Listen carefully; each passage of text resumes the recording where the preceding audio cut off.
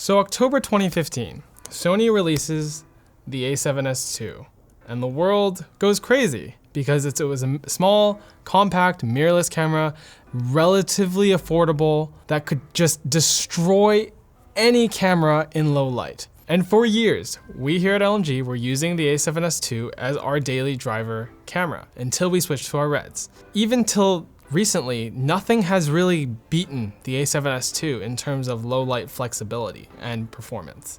Until today, because Sony, after 5 long years, has finally announced the a7S III. So let's begin. Funny thing is, it's July 2020 right now, and cameras are just coming out left and right.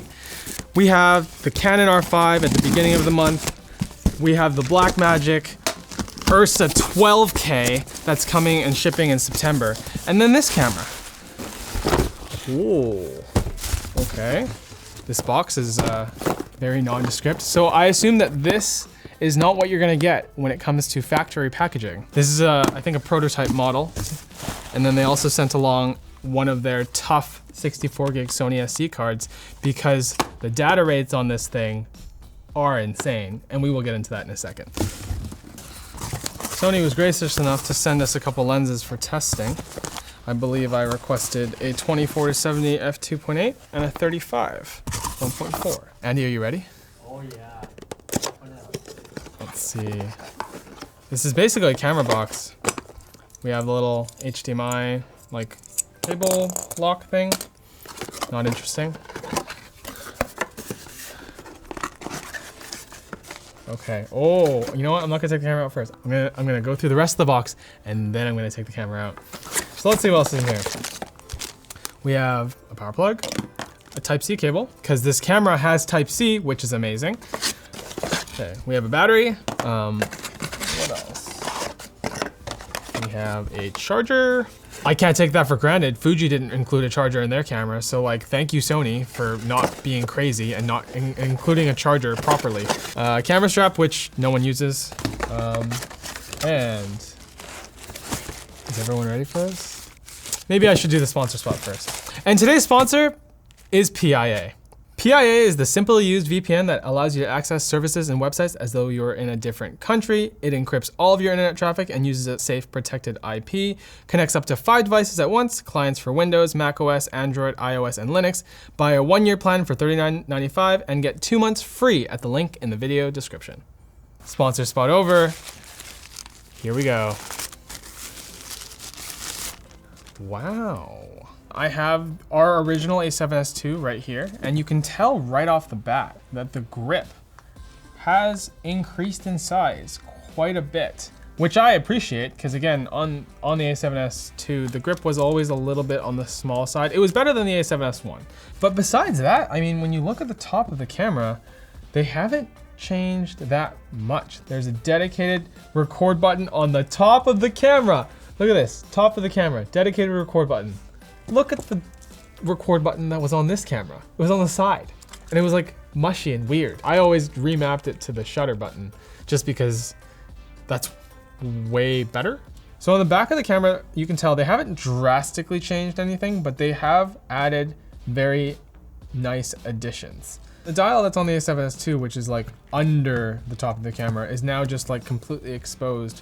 Again, the little things like this where you can just kind of reach this dial from any angle, that's nice. And the height adjustment of it makes it easier to access. They've also added a joystick, and the a7S III has a touch screen. If you've been watching me unbox anything on Short Circuit recently, you'll know I am a very big fan of proper flip out screens. I think that was one of the biggest downfalls of the a7S II is the monitor on the back of the camera was just not very flexible. You could do certain things with it, but it was just a pain to use. If you were able to build the camera up, if you were okay with that kind of setup, it was way nicer to always add your own monitor after the fact. They have fixed that and they added a proper flip out display. Look at that, full articulation.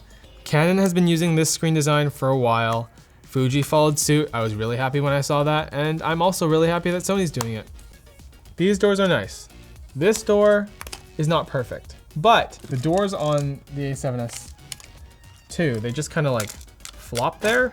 Like They were so annoying, and they also flopped down. So then whenever you had something like whenever you had a cage or something near the camera on the side, it would get in the way because you just have these like two things hanging there. Like I would love to have just cut these off. I should have just cut them off.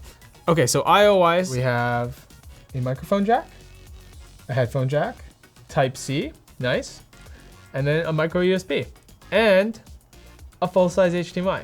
Now HDMI is not perfect, but when you compare it to the micro HDMI that was on the a7S II, I'm very thankful that Sony made this adjustment. While I would have still preferred SDI, ultimately this is still a mirrorless camera. It's a compact camera.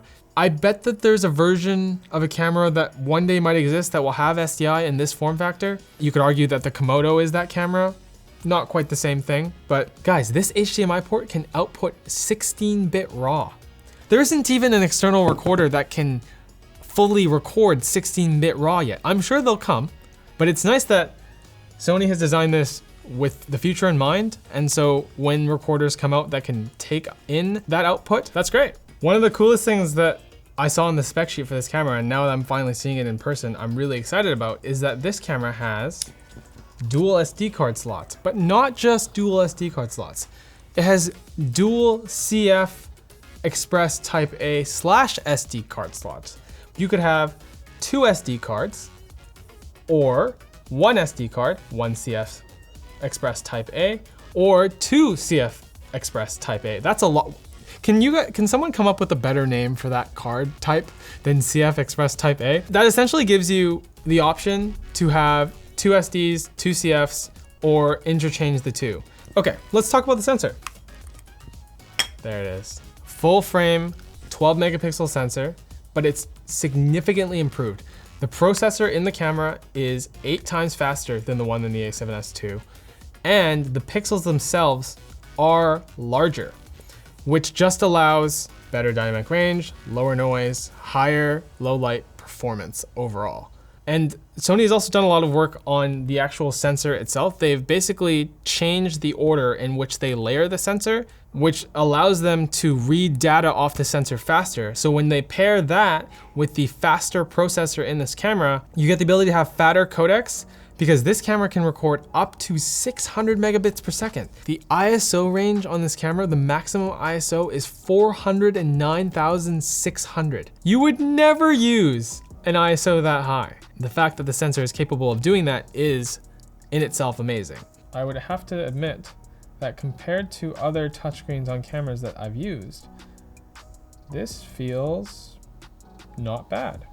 The one thing I don't like right off the bat though is that the menu button is the back button, so you have to press menu to go back. It's not preferred to do that though. I would have loved a back button like right here around the joystick area or the control dial area.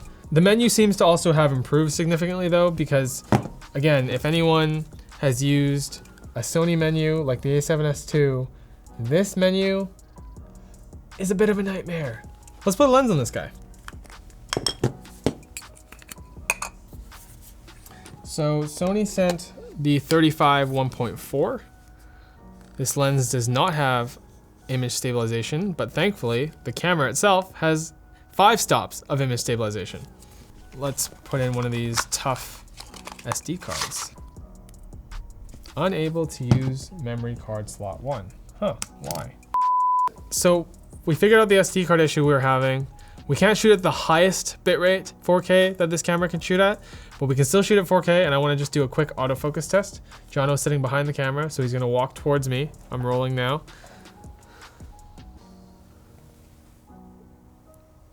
That looks pretty good. It looks like, in terms of autofocus, the R5 has quite the contender with this a7S III. There's Andy, lens case. Andy, lens case. And there's very little hesitation. I just have to press and it goes for it. I've had the camera on for about 5 minutes now, and I was just rolling maybe 3 different clips just now, and I can feel the camera is warm. Sony has stated that this camera can roll at 4K 60 FPS for a full hour with no overheating whatsoever. You're generally not rolling one single clip for an entire hour. So in theory, even as the camera starts to warm up, it should never overheat to the point where it turns itself off. S-Log3 typically has a minimum ISO. For example, the FX9, when I was using the FX9 in S-Log3, the minimum ISO you use on that camera is 1000. So even with the built-in ND, I needed more ND if I wanted to shoot at like f2, f1.4.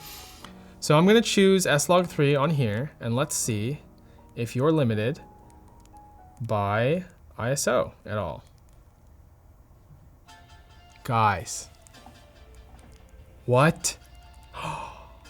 I'm at ISO 160 in S-Log3 S-Scamet Cine. That is awesome. So you get the full benefit of S-Log's dynamic range and color profile with no downside, because now you have the choice to use whatever ISO you want from 160 and up. That's amazing. The rolling shutter that plagued the A7S II is not visible on the A7S III. The rolling shutter, I'm gonna roll the camera right now, and I'm just gonna like shake it. Again, this is not a realistic use of a camera. You would never do this, but it does show you how good the rolling shutter can be. And I'm holding this handheld, not really being that careful about how steady I am. And it's pretty good, guys. Knowing what the A7S II's rolling shutter looked like, even off of the EVF, this is significantly better. They fixed all the tiny little issues that were plaguing this camera. Like if you do travel vlogs and you want to throw your camera out the window to get the scenery that's flying by, it doesn't have to look diagonal the entire time anymore. How great is that? It would be a disservice to you guys to not show you some footage, and we'll even try to include a download link so that you can see the clips for yourself. Even though this SD card can't record at the highest quality 4K that this camera offers, we are still with a 128 gig card, only gonna get an hour and 47 minutes of 4K off of this camera as it is right now. But the nice thing about that 1 hour and 47 minutes of 4K is that you could shoot it all in one clip. Because yes, this thing has no limit on the record time. So for anyone who has owned an A7S II, who still uses an A7S II, who wants a B cam that's small for an FX9 or even maybe a Venice in certain situations, Sony's finally delivered 5 years later. Great autofocus, image stabilization, faster, better low light full frame sensor, 15 stops of dynamic range, and a body that is not much bigger than their other cameras in their lineup. Good job, Sony. I'm excited to review this, but for now, I'm really stoked that after 5 years, this camera is finally here. So I hope you guys enjoyed the video. If you have any other questions about the A7S III, I hopefully will answer them in the review. Let me know in the comments. If I should do a review on LTT, I probably will regardless, but you know, let me know if you think it's a good idea. See you guys later.